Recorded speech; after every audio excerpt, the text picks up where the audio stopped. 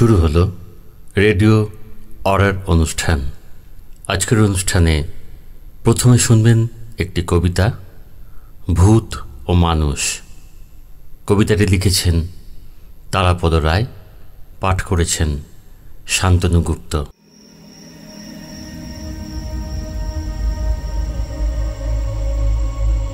জনৈক ভূত দ্বিতীয় ভূতকে জিজ্ঞাসা করল, আচ্ছা, তুমি মানুষ বিশ্বাস করো? তুমি মানো যে মানুষ আছে? দ্বিতীয় ভূত একটু ভীরু প্রকৃতির।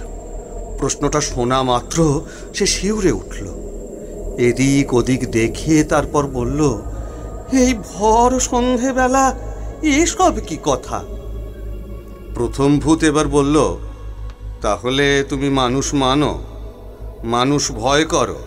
বিশ্বাস করো মানুষ আছে? দ্বিতীয় ভূত কবুল করল, বিশ্বাস না করে উপায় কি? এই তো আজকেই দলে দলে মানুষ মিছিল করে ময়দানে এলো, সভা করলো। দৈনিক লাখ লাখ মানুষ রাস্তাঘাটে, হাটে বাজারে ঘুরছে ফিরছে, কাজ করছে, কাজ খুঁজছে, হাসছে কাঁদছে, ভালোবাসছে, ঝগড়া করছে। দ্বিতীয় ভূতকে থামিয়ে দিয়ে তার মুখের কথা কেড়ে নিয়ে প্রথম ভূত সরাসরি প্রশ্ন করল, কিন্তু কিভাবে বুঝলে যে ওরা মানুষ? ওদের বুকের মধ্যে তলিয়ে দেখেছ ওদের ভেতর মানুষের মন আছে কি না? মানুষের আত্মা, মানুষের বিবেক আছে কি না? দ্বিতীয় ভূত সতর্কভাবে বলল, তত কাছে যায়নি, অতটা সাহস হয়নি। প্রথম ভূত অবশেষে মোক্ষম কথা বলল, তাহলে পুরোটা না জেনে এরপর আর কখনো বলতে যাবে না মানুষ আছে, মানুষ দেখেছি।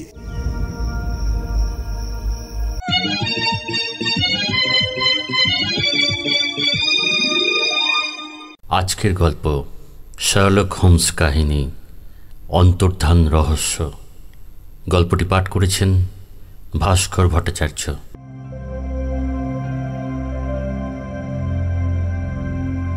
ওয়াটসন আর শার্লক হোমস স্রেফ আড্ডার মেজাজে ছিলেন। হঠাৎ নোট বইটা নিয়ে হোমস বললেন, রাপটনের স্বর্গত আলের সরাসরি উত্তরাধিকারী তিনি, বংশের একমাত্র এবং শেষ পুরুষ। হয়তো তোমার মনে আছে, সম্পত্তিটা পুত্র সন্তান ধরে ঠিক করেছিল, ফলে তার সম্পত্তি সীমিত। ওয়াটসন জিজ্ঞাসা করলেন, আরে কার কথা বলছো শার্লক?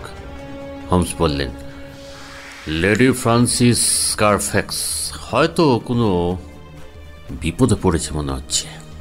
দুঃখ হয়, অমন সুন্দরী, মধ্যবয়স সবে ছুঁয়েছেন, অথচ ভাগ্যের বিড়ম্বনায় মাত্র 20 বছর আগে যে নৌবহর স্বচ্ছন্দে একত্রে চলতে পারত, তা থেকে তিনি ছিটকে পড়া শেষ জলযানে পরিণত। জানো, সবচেয়ে বিপদ সেই সব মহিলাদের যারা নির্বান্ধব, এক জায়গায় কোথাও থাকেন না, ভেসে বেড়ানোই তাদের ভাগ্যলিপি।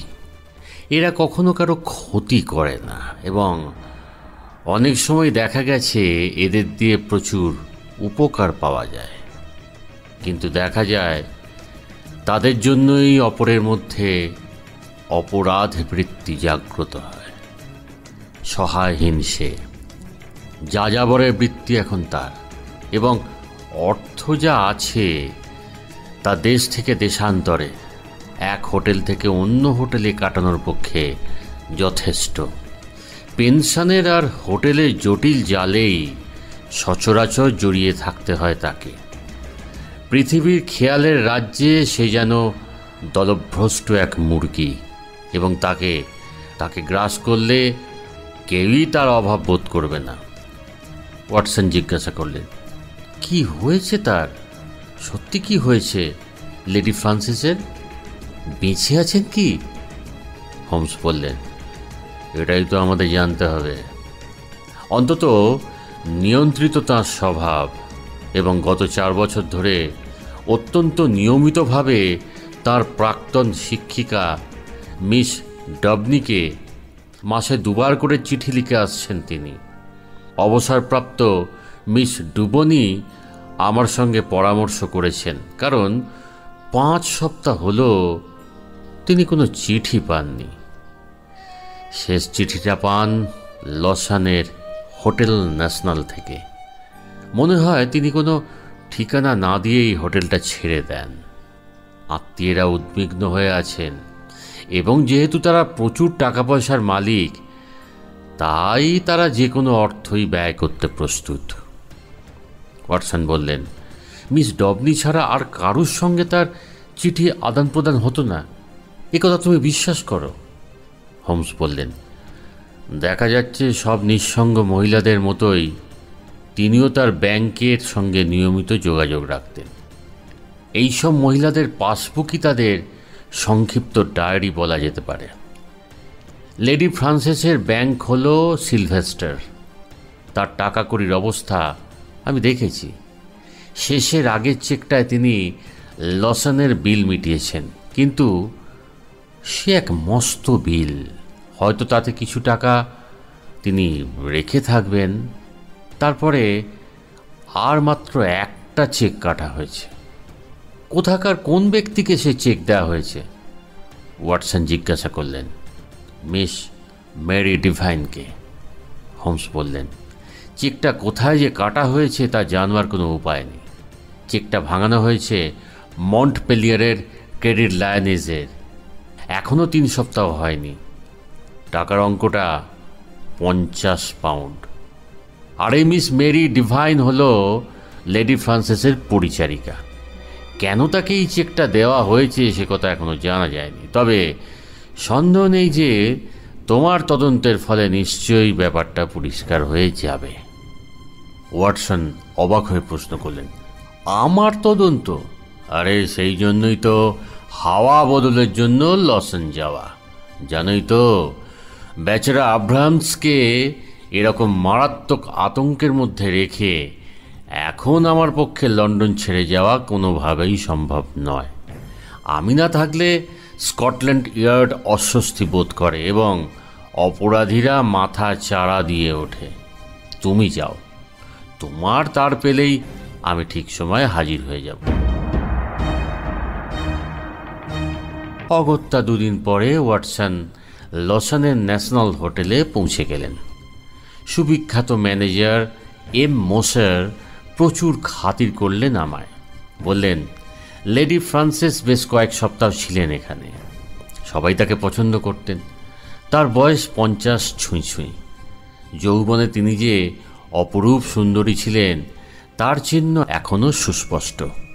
তার ভারী বাক্সটায় সবসময় খুব যত্ন করে তালা দেওয়া থাকত। তার পরিচারিকা মেরি ডিভাইনও ছিলেন তাঁর মতোই জনপ্রিয়। এই হোটেলেরই এক পরিচারকের সঙ্গে তার বিয়ে সব ঠিক, তাই ঠিকানাটা পাওয়া গেছে। 11 নম্বর রু দ্য ট্রাজা, মন্টপেলিয়ার। এগুলো ওয়াটসন তার নোট বইয়ে টুকে নিলেন। কেবলমাত্র পরিচারিকাটির প্রণয়ী জুল ভাইভার একটা ইঙ্গিত দিতে সমর্থ হলেন লেডি ফ্রান্সিসের হঠাৎই অন্তর্ধান সম্পর্কে। 2-1 দিন আগে সেই হোটেলে এক লম্বা কালচে দাড়িওয়ালা লোক আসে, যার সম্বন্ধে জুল বলে বর্বর, রীতিমতো বর্বর। শহরেরই কোথাও সে উঠেছিল। লেকের ধারে একদিন তাকে ভদ্রমহিলার সঙ্গে কথা বলতে দেখা গিয়েছিল। তারপর সে পুনরায় দেখা করতে আসে, কিন্তু লেডি দেখা করতে অসম্মত হন। লোকটা ইংরেজ, যদিও তার নামের কোনো উল্লেখ নেই। এই ঘটনা ঠিক পরেই মহিলা হোটেল ছেড়ে চলে যান।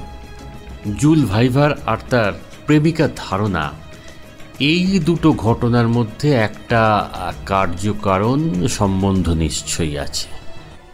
কেবলমাত্র একটা বিষয়ে জুল নীরব রইল, কেন মেরি ভদ্রমহিলার চাকরি ছেড়ে দিল। এ সম্বন্ধে সে কিছুই বলবে না বা জানে না। জানতে হলে মন্টপেলিয়ারে গিয়ে তার সঙ্গে দেখা করতে পারি।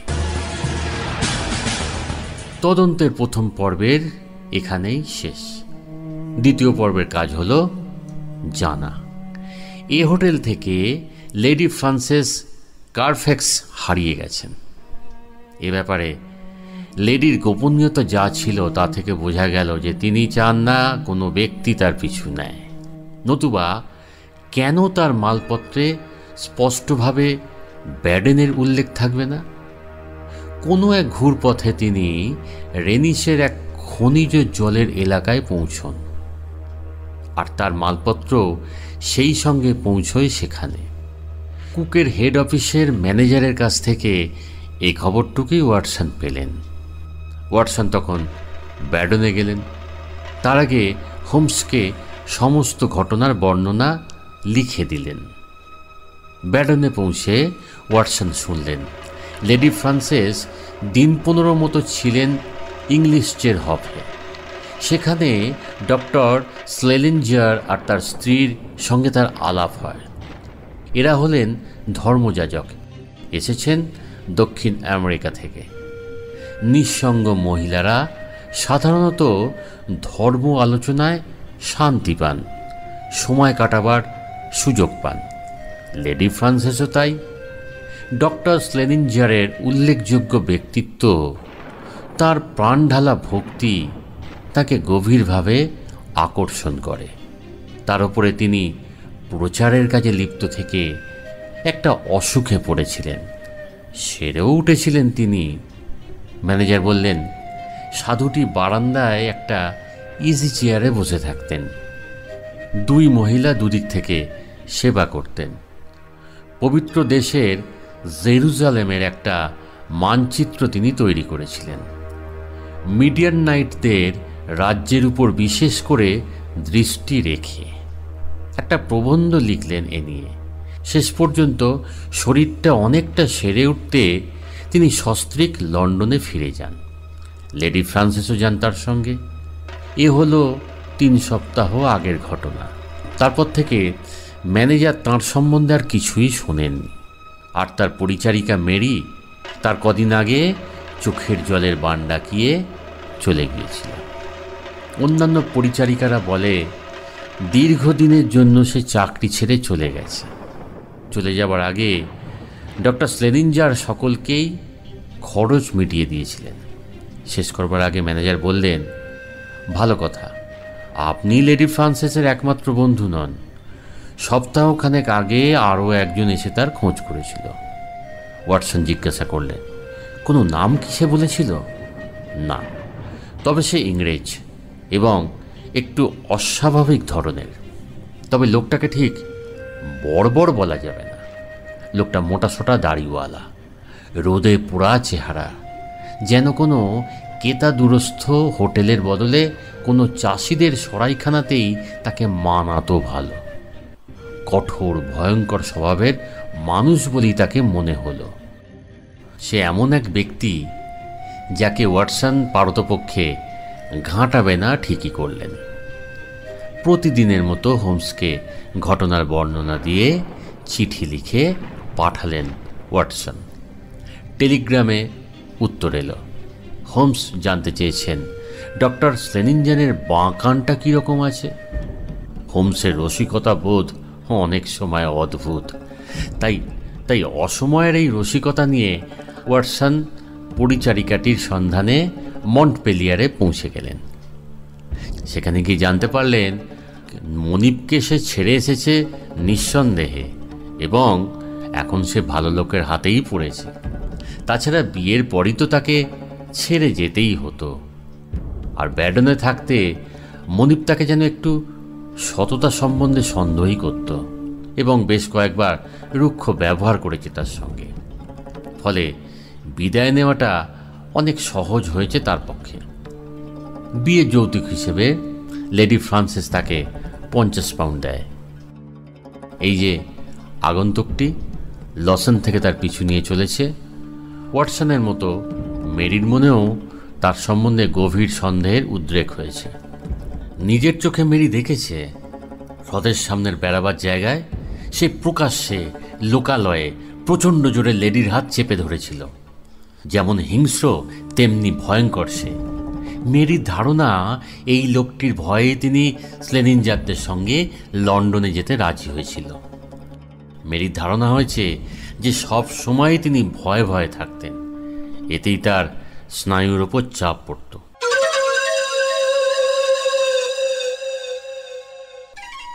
এই পর্যন্ত মেরি বলেছে। হঠাৎ সে লাফিয়ে উঠল চেয়ার থেকে। বিস্ময় আর আতঙ্কের ছাপ তার চোখে মুখে দেখা গেল। বলে উঠল, দেখুন দেখুন, শয়তানটা এখনো তার পিছু ছাড়েনি। ওই লোকটার কথাই বলছিলাম আপনাকে। বসবার ঘরের খোলা জানলা দিয়ে ওয়াটসন তাকিয়ে দেখল এক বিশাল বপু কালচে মানুষ, তার গালে খোঁচা খোঁচা দাড়ি, আস্তে আস্তে রাস্তার মাঝখান দিয়ে উদ্বিগ্নভাবে বাড়ির নম্বরগুলো লক্ষ্য করতে করতে চলে যাচ্ছে। পরিষ্কার বোঝা গেল ওয়াটসনের মতো সেও এর সন্ধানে এসেছে। ঝোঁকের মাথায় ওয়াটসন দৌড়ে গিয়ে তার সঙ্গে দেখা করে বললেন, আপনি তো ইংরেজ, তাই না? সে বলল, যদি হই তাতে আপনার কি? নাম ধাম কিছুই বলল না ওয়াটসনকে। ওয়াটসন এবার সরাসরি জিজ্ঞাসা করলেন, লেডি ফ্রান্সিস কারফ্যাক্স কোথায়? কি করেছেন তার? কেনই বা তার পিছু নিয়েছেন? অত্যন্ত ক্রুদ্ধ হয়ে প্রচণ্ড চিৎকার করে লোকটা আচমকা বাঘের মতো ওয়াটসনের ওপর লাফিয়ে পড়ল। লোকটা সাক্ষাৎ শয়তানের মতোই ভয়ঙ্কর। তার হাত দুটো যেন লোহা দিয়ে তৈরি। প্রাণপণে সে ওয়াটসনের গলাটা চেপে ধরল। জ্ঞান হারাতে বসেছিল ওয়াটসন।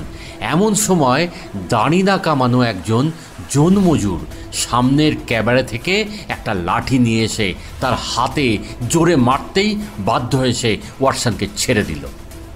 দাঁড়িয়ে দাঁড়িয়ে রাগে ফুঁসতে ফুঁসতে আর ভেবে ঠিক করতে পারছিল না আরও একবার ওয়াটসনকে আক্রমণ করবে কিনা। তারপর অত্যন্ত ক্রুদ্ধভাবে দাঁত খিঁচিয়ে চলে গেল যে ঘর থেকে আমি এসেছিলাম সেই ঘরে।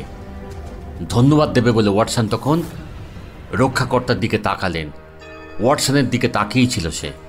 লোকটা বলল, ছি ছি ছি ওয়াটসন, কি কাণ্ডই না করে বসেছিলে। আমার এখন মনে হচ্ছে আমার সঙ্গে রাতের এক্সপ্রেস ট্রেনে তোমার লন্ডনে ফিরে যাওয়াই ভালো। এর 1 ঘন্টা পরে শার্লক হোমস নিজের পোশাক পরে ওয়াটসনের ঘরে বসে আছেন।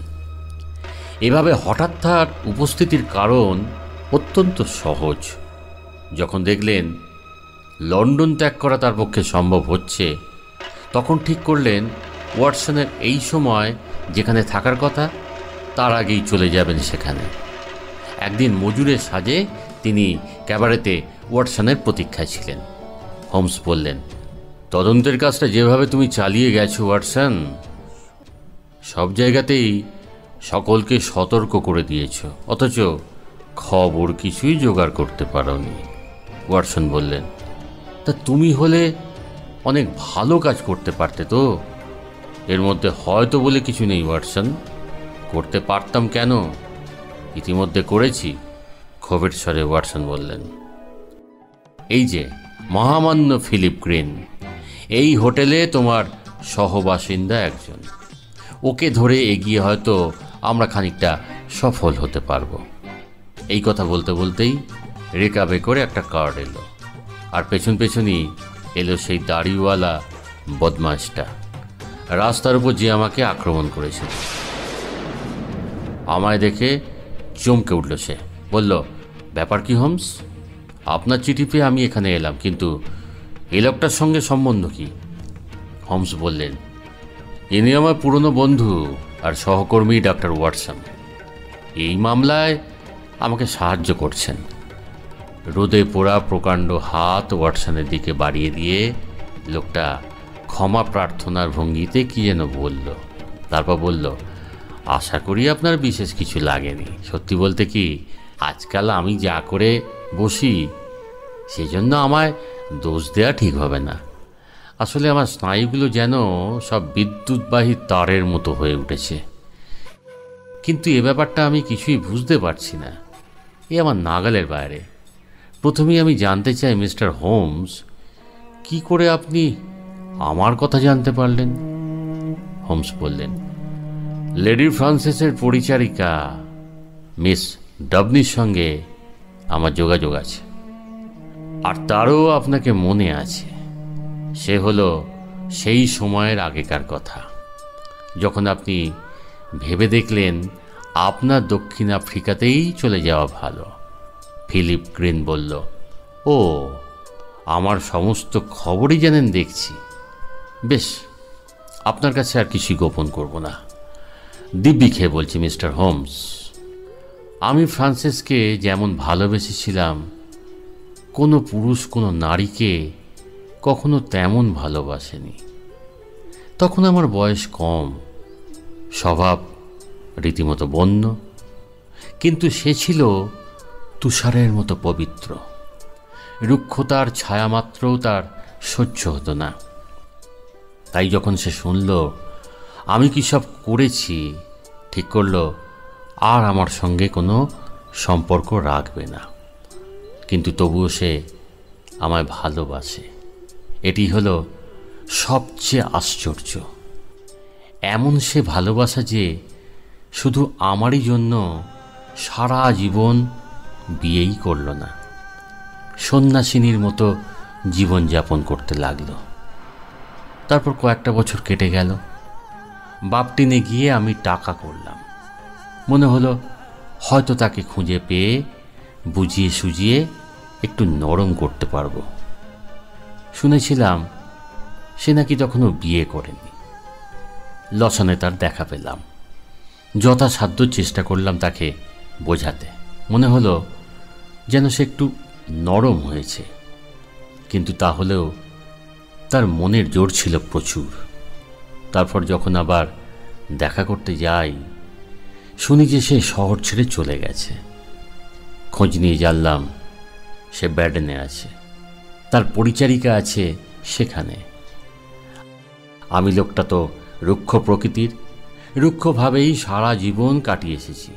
তাই যখন ডক্টর ওয়াটসন ওভাবে আমার সঙ্গে কথা বললেন, মুহূর্তের জন্য আমি আত্মহারা হয়ে পড়েছিলাম।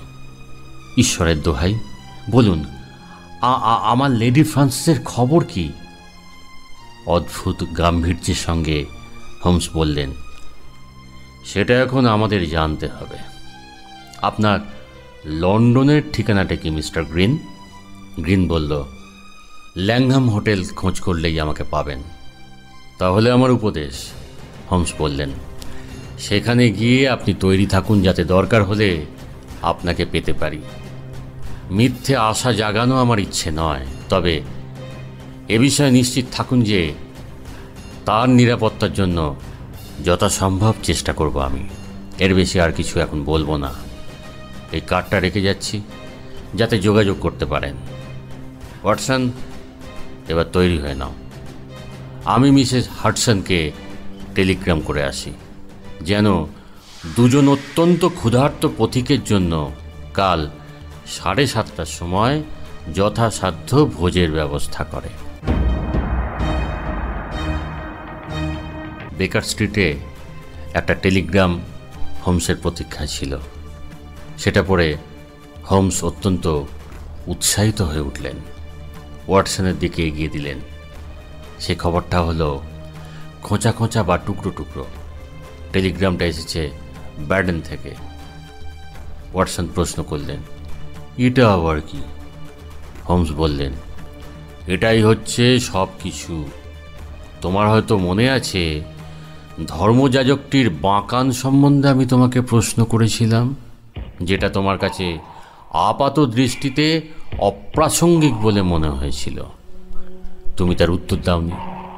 ঠিক একই টেলিগ্রাম আমি করেছিলাম ইংলিশ চের হফের ম্যানেজারের কাছে। তারই উত্তর এটা। ওয়াটসন বললেন, এতে কি বুঝতে হবে? হোমস বললেন, বুঝতে হবে যে একজন অত্যন্ত ধূর্ত ভয়ঙ্কর লোকের সঙ্গে এখন আমাদের কারবার। দক্ষিণ আমেরিকা থেকে আসা মহামান্য ডক্টর স্লেনিঞ্জার হল হোলি পিটার্স থেকে অভিন্ন। যত বড় বড় জোচ্চুরি সেখান থেকে বেরিয়েছে তাদের অন্যতম সে। নতুন দেশ হিসেবে খুব বোকা। এরকম কয়েকটা শয়তান ওদেশ থেকে এসেছে।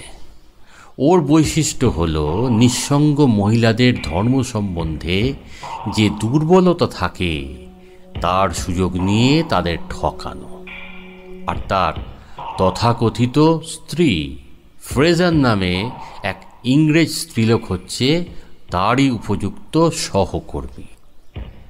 ওর কাজের পদ্ধতি লক্ষ্য করেই আমার সন্দেহ জেগেছিল। এই দৈহিক বিকৃতি থেকেই আমার সে সন্দেহ সত্য প্রমাণিত হয়।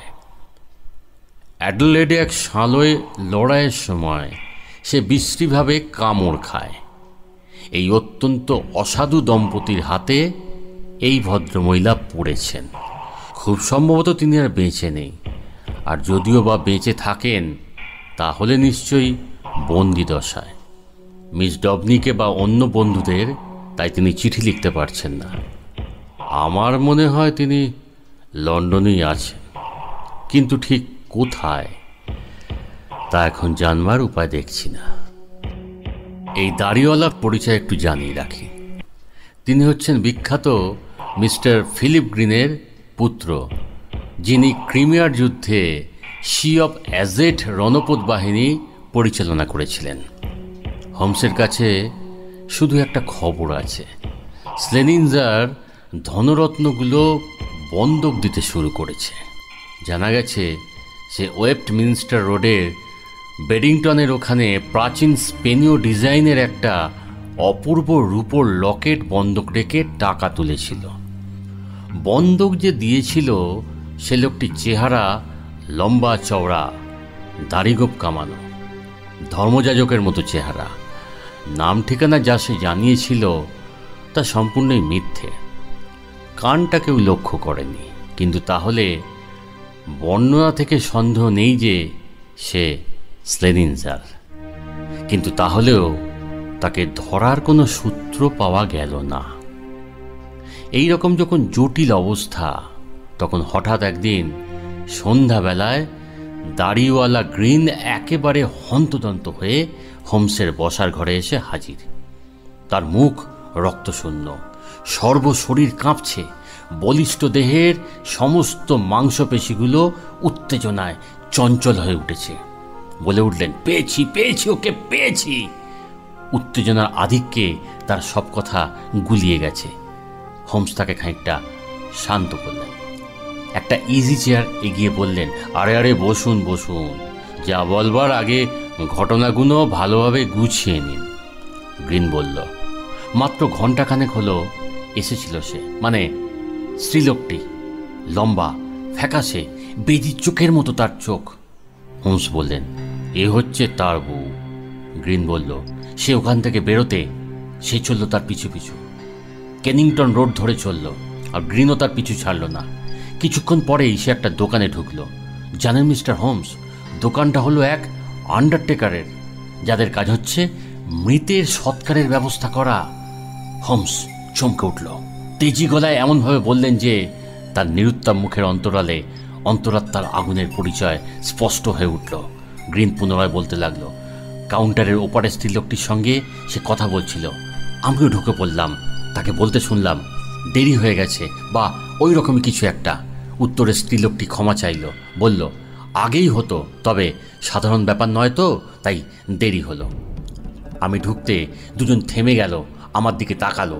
তখন আমি দু একটা কথা জিজ্ঞাসা করে দোকান থেকে চলে এলাম। তারপর একটু পরেই স্ত্রীলোকটি বেরিয়ে এলো। একটা দরজার আড়ালে আমি লুকিয়ে পড়লাম। তার মনে সন্দেহ জেগেছিল বোধ হয়, কারণ চারিদিকে তাকালো সে। তারপর একটা গাড়ি পেয়ে গেলাম, চললাম ওর পিছু পিছু। বিক্সটনের 36 নম্বর পোল্টানি স্কোয়ারে সে নেমে গেল শেষ পর্যন্ত। আরও খানিকটা এগিয়ে স্কোয়ারটার মোড়ে পৌঁছে আমি গাড়ি ছেড়ে দিয়ে লক্ষ্য করলাম বাড়িটা। হোমস প্রশ্ন করলেন, কাউকে দেখতে পেয়েছিলেন নাকি? গ্রিন বলল, জানলাগুলো সব অন্ধকার ছিল, কেবলমাত্র নিচের তলার একটা ছাড়া, কিন্তু সেটারও সার্সি নামানো থাকায় কিছুই দেখতে পেলাম না। দাঁড়িয়ে দাঁড়িয়ে ভাবছি কী করা যায়। এমন সময় দু একজন একটা ঘেরা গাড়ি নিয়ে এলো। গাড়িটা থামতে নামলো তারা। তারপর কি একটা বস্তু গাড়ি থেকে নামালো। তারপর সেটা সিঁড়ি বেয়ে নিয়ে গেল ওপরের হল ঘরে। সেটা একটা কফিন মিস্টার হোমস। কাগজে কয়েকটা কথা লিখে হোমস বললেন, ওয়ারেন্ট না পেলে তো আইনসম্মতভাবে কিছু করা যাবে না, তাই এখন আপনি যা করতে পারেন তা হলো এটা নিয়ে কর্তাদের হাতে দিয়ে ওয়ারেন্টের ব্যবস্থা করা। হয়তো কিছু অসুবিধে হতে পারে, তবে অলংকার বিক্রির ব্যাপারটাই এক্ষেত্রে যথেষ্ট হবে। সে যা করবার লেস্ট্রেট করবে। গ্রিন চলে গেলে হোমস বললেন, ওয়াটসন, ও তো সরকারি পুলিশকে ঠিকই লাগিয়ে দেবে, কিন্তু আমরা তো সরকারি পুলিশ নই। আমরা আমাদের মতো কাজ করব। পরিস্থিতিটা এতটাই জরুরি যে যে কোনো পন্থাই এক্ষেত্রে গ্রহণ করা যেতে পারে।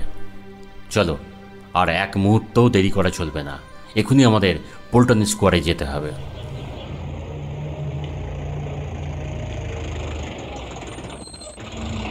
বাড়িগুলো আর ওয়েস্টমিনস্টার ব্রিজ দ্রুত পার হতে হতে হোমস বললেন, ঘটনাগুলো পরপর সাজালে এটাই দাঁড়ায় যে শয়তানগুলো বেচারাকে ভুলিয়ে ভালিয়ে লন্ডনে আনে। তার আগে তাঁর বিশ্বস্ত পরিচারিকাকে সরিয়ে দেয়। আর যদি বা তিনি কোনো চিঠি লিখে থাকেন, সেই চিঠি ওরা আটকে ফেলে। কোনো সহকর্মীর সাহায্য নিয়ে বন্দি করে রাখে তাকে। তারপর তাঁর দামি অলংকারগুলো হাত করে। গোড়া থেকে তাদের সেগুলোর ওপরই নজর ছিল এবং ইতিমধ্যে তা থেকে কিছু কিছু বিক্রিও শুরু করেছে। ওরা জানে এতে কোনো বাধা আসবে না, কারণ ওর ব্যাপারে কারো কোনো কৌতূহল নেই বলেই এটা ওরা জানে। আর এও জানে যে মুক্তিপণ পেলেই ওদের ফাঁসিয়ে দেবেন তিনি, সুতরাং ওকে মুক্তি দেওয়া চলবে না। কিন্তু তাই বলে তো চিরটাকাল আটকে রাখা চলবে না। সুতরাং একমাত্র সমাধান হলো হত্যা করা। বন্ধকি দোকানটার সামনে গাড়ি থামাতে বললেন হোমস। ওয়াটসনকে বললেন, জেনে এসো তো পোল্টন স্কোয়ারের অন্ত্যেষ্টিক্রিয়ার কাল কটার মধ্যে হচ্ছে।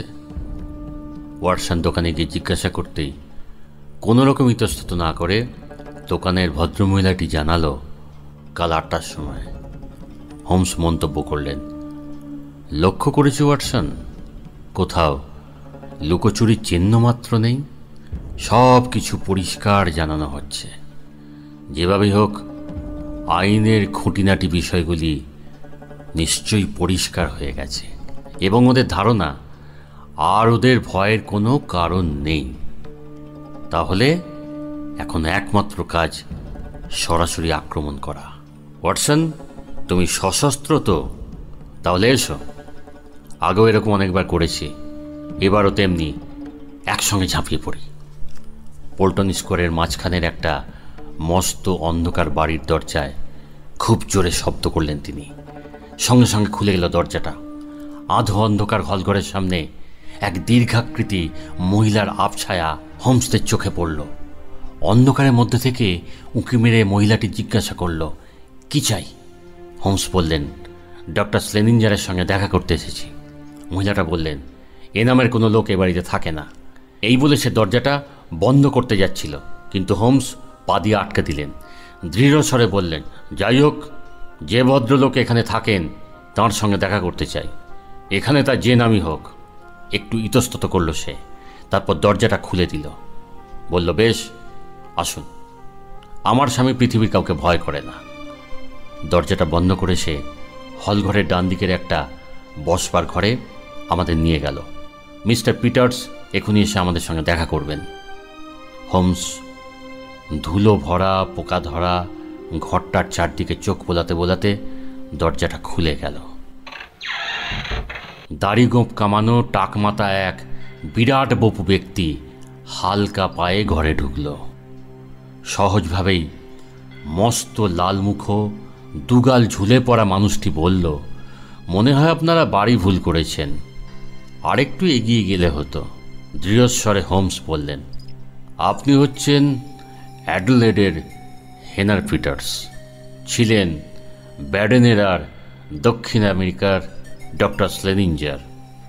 এ বিষয়ে আমি এতটাই নিঃসন্দেহ যতটা নিঃসন্দেহ আমার শার্লক হোমস নামটা সম্বন্ধে। বাজে কথা বলে সময় নষ্ট করার মতো সময় আমাদের নেই। জানতে চাই ব্যাডেন থেকে লেডি ফ্রান্সিস ক্যার ফ্রান্সিসকে নিয়ে কী করেছেন? ঠান্ডা গলায় কোনো রকম উত্তেজনা প্রকাশ না করে হোমস বলল, ভারী খুশি হব যদি আপনি তার ঠিকানাটা দেন। প্রায় 100 পাউন্ড আমি তার কাছে পাই। তার জামিন হিসেবে তিনি যেসব ইমিটেশনের গহনা আমাকে দিয়ে গেছেন, দোকানদার তা সবই ফেরত দিয়েছে। ব্যাডেনে থাকতে তিনি মিসেস পিটার্সের সঙ্গে আমার বন্ধুত্ব করে দেন। অবশ্য সে সময় আমি অন্য নাম নিয়েছিলাম এবং সেই সময় থেকে আমাদের সঙ্গ তিনি ছাড়লেন না। শেষ অবধি লন্ডন পর্যন্ত এলেন। তার হোটেলের বিল, তার ভাড়া সব আমি দিয়েছি।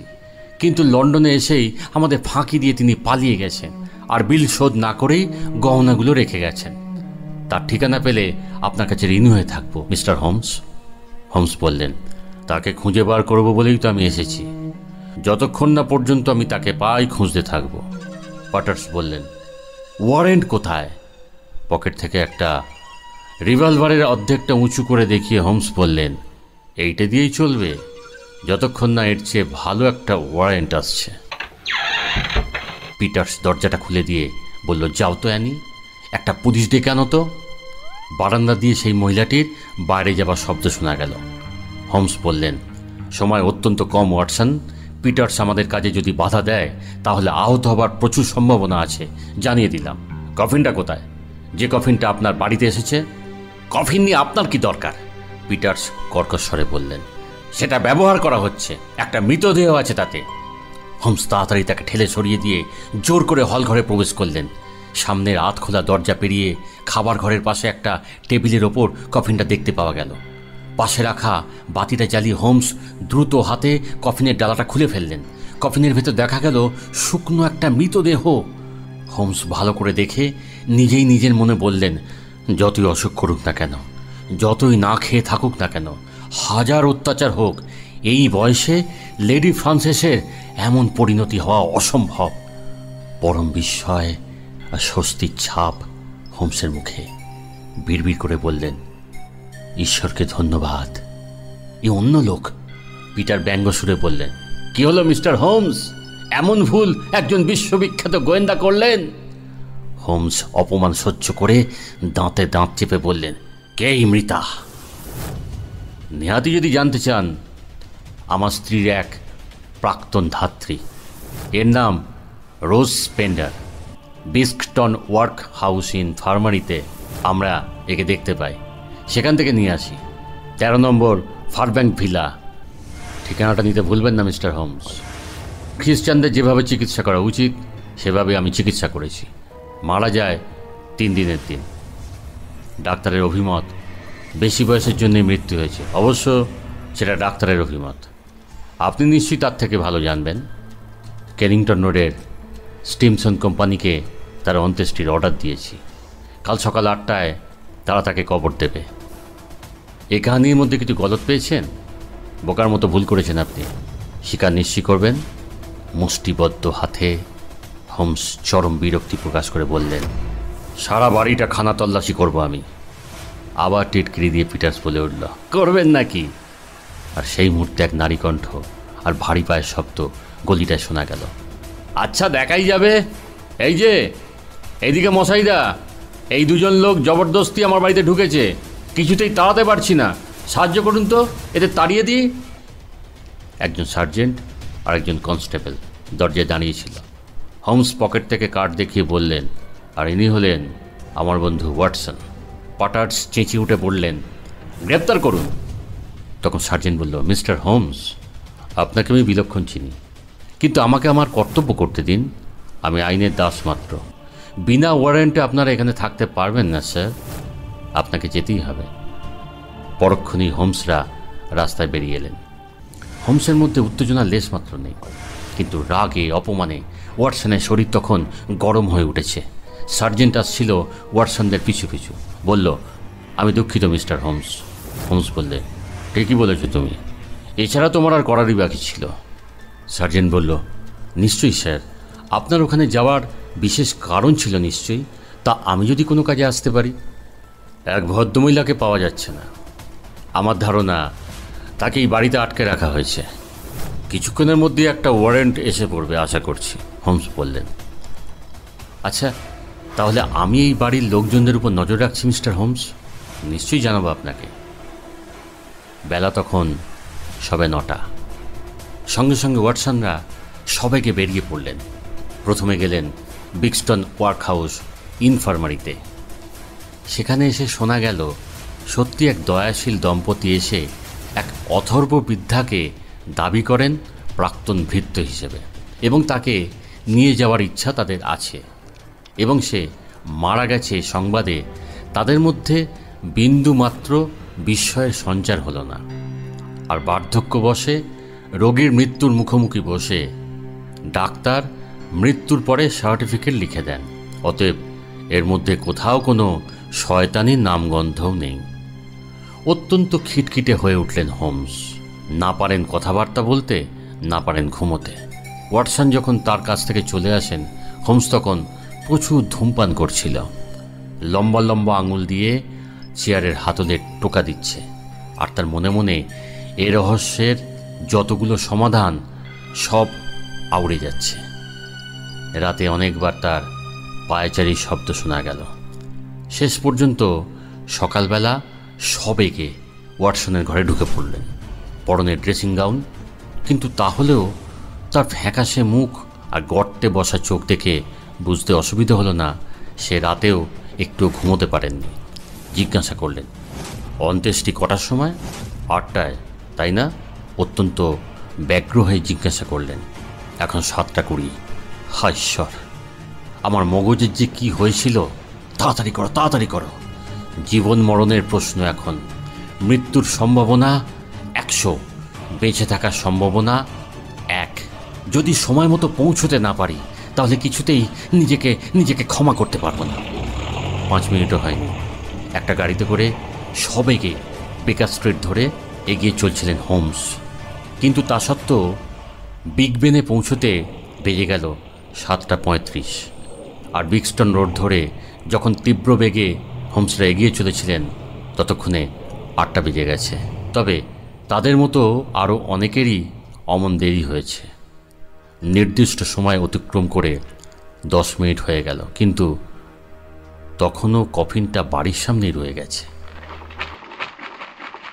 ঘোড়াটা যখন হাঁপাতে হাঁপাতে এসে থামল, সেই মুহূর্তে দেখা গেল 3 জন লোক কফিনটা বহন করে নিয়ে আসছে। তীর বেগে হোমস তাদের পথ আগলে দাঁড়ালেন, বললেন, নিয়ে যাও, আবার ভেতরে নিয়ে যাও ওটা।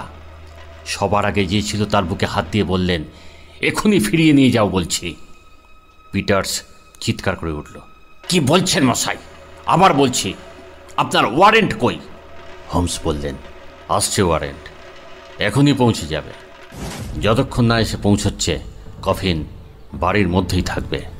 হোমসের কথায় যে আদেশের সুর ছিল, কফিন বাহকদের উপর তা প্রভাব বিস্তার করল।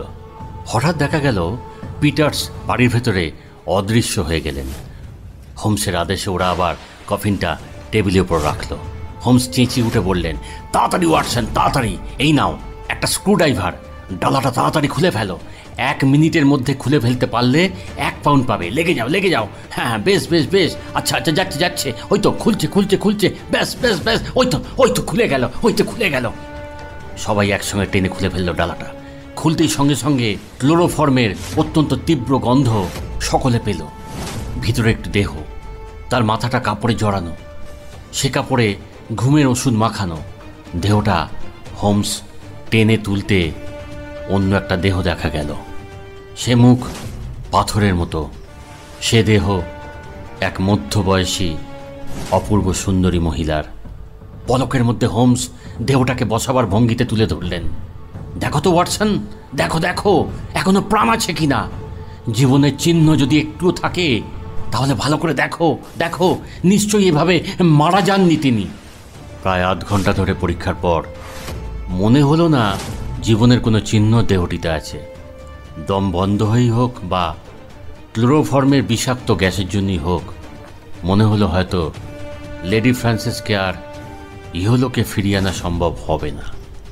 শেষ পর্যন্ত কৃত্রিমভাবে ইঞ্জেকশন দিয়ে অতি সামান্য স্পন্দন তার দেহে অনুভূত হলো। চোখের পাতা যেন একটু কেঁপে উঠল। আয়নায় যেন খুব অস্পষ্ট ছায়াপাতের মতো দেখা গেল, যা থেকে বুঝতে হবে হ্যাঁ হ্যাঁ হ্যাঁ জীবনটা ফিরে আসছে।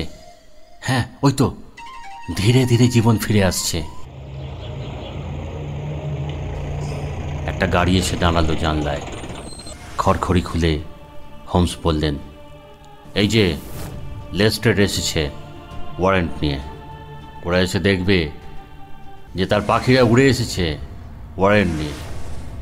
বারান্দায় ভারী দ্রুত পায়ের শব্দ শুনে বললেন, এই তো এসে গেছে। এর পরিচর্যার যার অধিকার আমার থেকে বেশি। এই যে মিস্টার গ্রিন, আমার মনে হয় যত তাড়াতাড়ি লেডি ফ্রান্সিসকে এখান থেকে যথাস্থানে নিয়ে যাওয়া যায় ততই ভালো। ইতিমধ্যে অন্ত্যেষ্টির কাজটা চলতে পারে। কফিনে শুয়ে থাকা স্ত্রীলোকটা এখন বিশ্রাম করুক। সন্ধ্যাবেলা হোমস ওয়াটসনের সঙ্গে কথায় কথায় আলোচনার সূত্রে বললেন, সারা রাত চিন্তা করবার পর ভোরের দিকে আমার চিন্তার জাল কেটে নিয়ে ভোরের ধূসরতায় আমার হঠাৎ মনে আসে আন্ডারটেকারের স্ত্রীর কথা, যা গ্রিনের মুখে শুনেছিলাম। কফিনটার কথা সে উল্লেখ করেছিল। সাধারণ কফিন সত্যি এটা নয়, এটা একটা বিশেষ মাপে তৈরি হয়েছিল। কিন্তু কেন? কফিনটার দুপাশ কেমন অস্বাভাবিক রকমের গভীর, আর ক্ষীণ ছোটোখাটো একটা মৃতদেহের জন্য অত বড় একটা কফিন কেন? নিশ্চয়ই যাতে আরও একটা দেহ সেখানে শোয়ানো যেতে পারে। একই সার্টিফিকেটের জোরে দুটো দেহই সমাহিত করা হবে। এ সমস্তই তো অত্যন্ত পরিষ্কার। আমার দৃষ্টি স্বচ্ছ না থাকায় এই ভুলটা হলো। 8টায় ফ্রান্সিসের সমাধি হওয়ার কথা, তাই আমাদের একমাত্র উপায় হলো যেমন করেই হোক কফিনটাকে বাড়ির মধ্যে আটকে রাখা।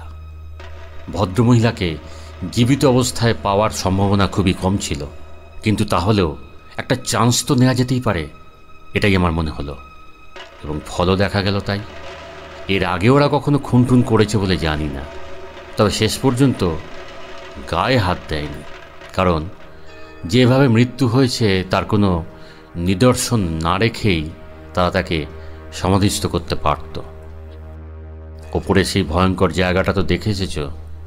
সেখানে ভদ্রমহিলাকে এতদিন আটকে রাখা হয়েছিল। হঠাৎ আক্রমণ করে ওরা তাকে ক্লোরোফর্ম ঢেলে দেয় যাতে তার ঘুম না ভাঙে। তারপর নিচে নিয়ে এসে আরও প্রচুর ক্লোরোফর্ম দেওয়া হয় যাতে তার আর না ঘুম ভাঙে।